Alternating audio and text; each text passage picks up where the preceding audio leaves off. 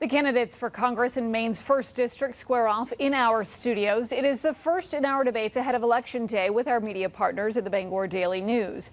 Congresswoman Chellie Pingree faced off against challengers Isaac Misiuk and Richard Murphy.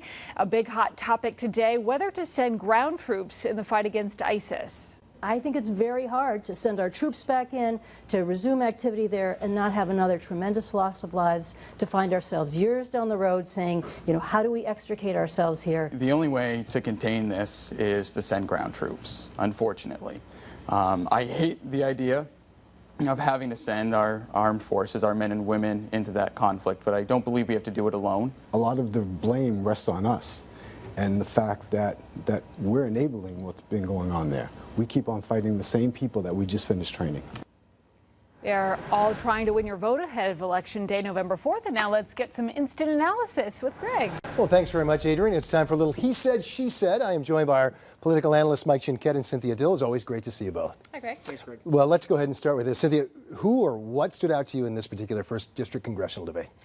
What stood out to me was the lack of a real substantive candidate on the part of the Republicans. I mean, Congresswoman Pingree is really one of 6 who in 2010 actually increased their margin of victory, and that was when we had this huge red tide.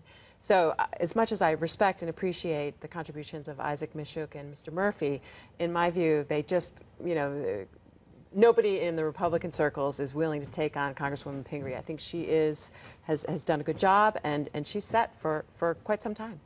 Your thoughts, Mike? Well, I certainly think Congresswoman Pingree's, in the driver's seat. I think everyone would agree with that. What really was interesting to me was her challengers. As Cynthia's right, they may not be that well known, but you've got a young, middle-aged veteran living in the southern part of the state. You've got a young, fiscally conservative candidate who's concerned about the impact of the debt and the deficit on our generation, and I think that spells trouble for Congresswoman Pingree, maybe not today, but in the future. The fact that veterans, or you're saying that veterans and young people are maybe voters that she's not winning over right now? Certainly the candidates aren't.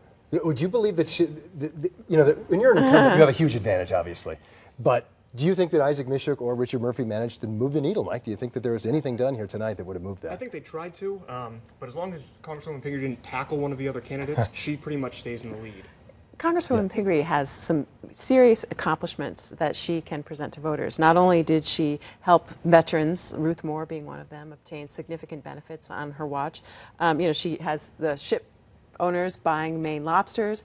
She's brought in, ships, she's brought in money to finance this transportation project. So in a partisan environment where she's in the minority, she's demonstrated that she can get things done.